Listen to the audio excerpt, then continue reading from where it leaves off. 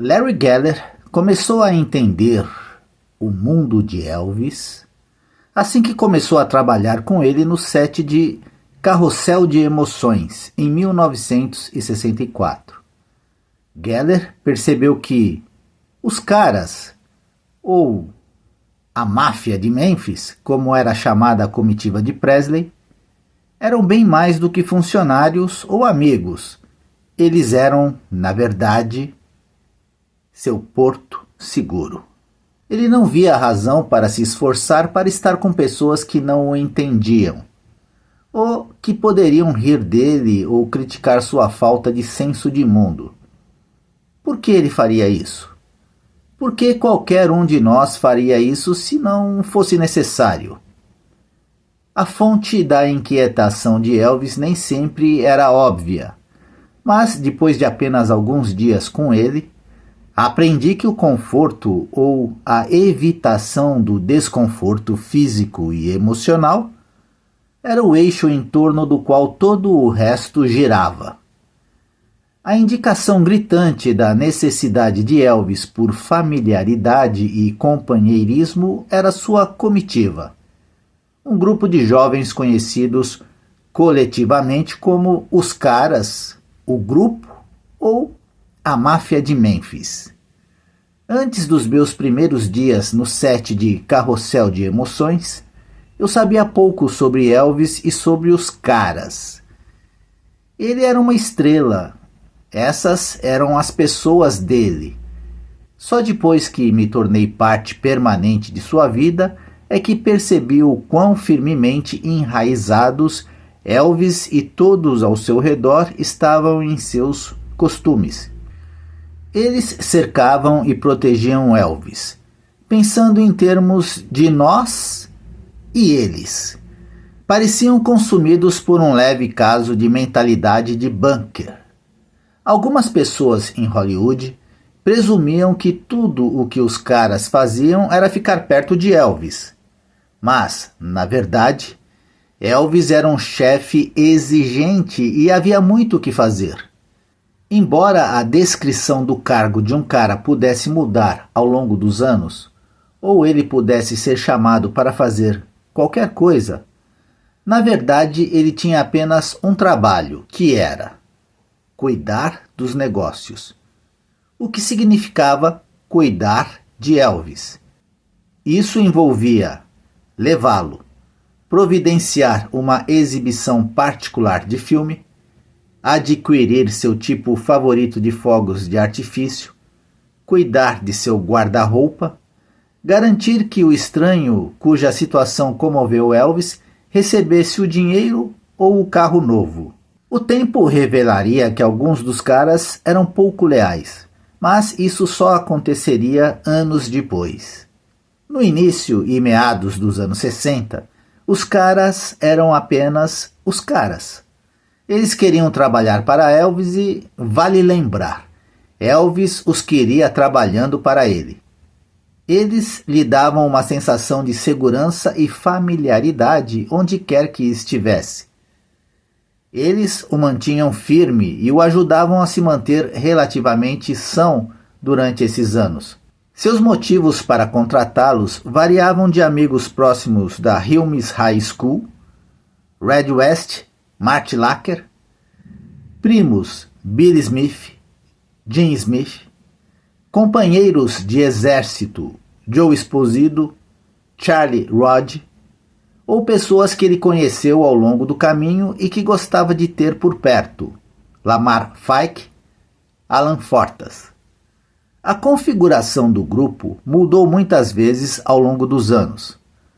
À medida que os caras se cansavam do estilo de vida de Elvis, de correria e espera, ou tentavam ganhar a vida de maneiras mais sensatas e menos perturbadoras, mas com pouquíssimas exceções, qualquer um que ocupasse um cargo importante e deixasse Elvis eventualmente, encontrava o caminho de volta, mesmo que, ou devo dizer, especialmente se Elvis os demitisse, independentemente da transgressão que motivou a demissão.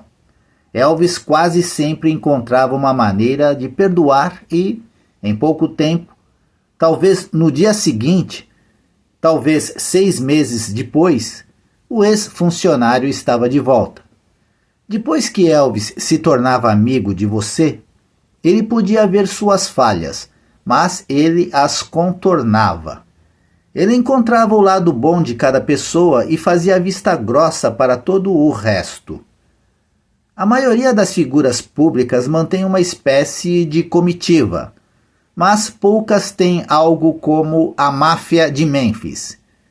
Havia algo neles que as pessoas de Hollywood achavam desagradável, para dizer o mínimo. E desde as minhas primeiras impressões foi fácil entender o porquê. O grupo invariavelmente chegava ao set em massa, todos vestidos com variações dos estilos que Elvis usava. Ternos chamativos, camisas coloridas da Fred Segal, botas pretas Continental. Elvis com seus rapazes parecia muito com um show itinerante de fraternidade. Entre as tomadas, os sets de filmagem se tornavam cenários de lutas de balões de água e outras brincadeiras juvenis. Até mesmo os frequentadores de Hollywood que acreditavam ter visto de tudo ficaram surpresos com o comportamento da máfia e provavelmente mais do que um pouco surpresos que Elvis, que geralmente era considerado um jovem educado, de fala mansa e dedicado, parecesse alheio à impressão que seus rapazes causavam. Em pouco tempo, a máfia de Memphis conquistou uma reputação como alguns dos caras mais selvagens da cidade. Aqueles que trabalharam com Elvis sabiam que a comitiva fazia parte do acordo tolerados. No início, era difícil dizer se Elvis tinha consciência de como a máfia era percebida, ou se ele se importava ou não. Para quem estava de fora, um emprego 24 horas, 7 dias por semana era tudo menos glamuroso. Mas para muitos dos caras, trabalhar para Elvis era divertido e emocionante. E para cada um deles, à sua maneira, Elvis era um amigo e sempre acessível, nunca se destacando. Se você quisesse estar com ele, poderia. Muitos acreditavam que eram os melhores amigos de Elvis, não porque se iludissem, mas porque Elvis fazia as pessoas se sentirem assim. Ele era gentil e lhe dava toda a atenção. Fosse você o presidente ou o jardineiro. Com Elvis, você viajava para lugares que nunca teria visto de outra forma e conhecia pessoas sobre as quais as pessoas em casa só liam no jornal. Se sua esposa quisesse cirurgia plástica ou você precisasse de uma entrada para uma casa nova, você podia contar com Elvis. Para caras cujas alternativas iam de bombear gasolina a manter um emprego de colarinho branco sem graça, não havia motivo para deixar Elvis. Um incidente no set de Carrossel de Emoções, alguns dias depois de eu ter começado, revelou muito sobre Elvis e os rapazes. Enquanto Elvis trabalhava em Hollywood, sempre recebíamos ligações bem cedo. Então estávamos no set e prontos para começar por volta das 6 da manhã. Elvis nunca usava relógio e raramente se importava com o horário, exceto quando estava seguindo um cronograma de trabalho. Além disso, ele era rigoroso com a pontualidade e nunca se atrasava se pudesse evitar. Naquele dia, o diretor, o maquiador, um executivo do estúdio e eu estávamos esperando por Elvis em seu camarim e começando a nos preocupar que algo pudesse ter acontecido com ele. Nesse momento, Elvis entrou, seguido por um grupo de rapazes, ignorando nossas perguntas e preocupações e agindo como se nada estivesse errado. Depois de alguns momentos, ele saltou da cadeira, agarrou o peito, ofegou alto e caiu no chão. Todos correram para onde ele estava imóvel, todos temendo o pior.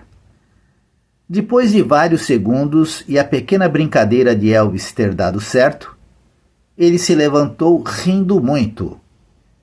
Ele podia ser selvagem. Seu apelido para si mesmo, que ele mais tarde inscreveu em uma pulseira, era Crazy, louco. Se você não conhecia Elvis, essa era uma brincadeira muito infantil e estúpida, digna de uma criança de 10 anos. No entanto, como eu veria, brincadeiras na forma de piadas, pegadinhas, comportamento ultrajante eram muito importantes para Elvis. Aliviava o tédio e a tensão.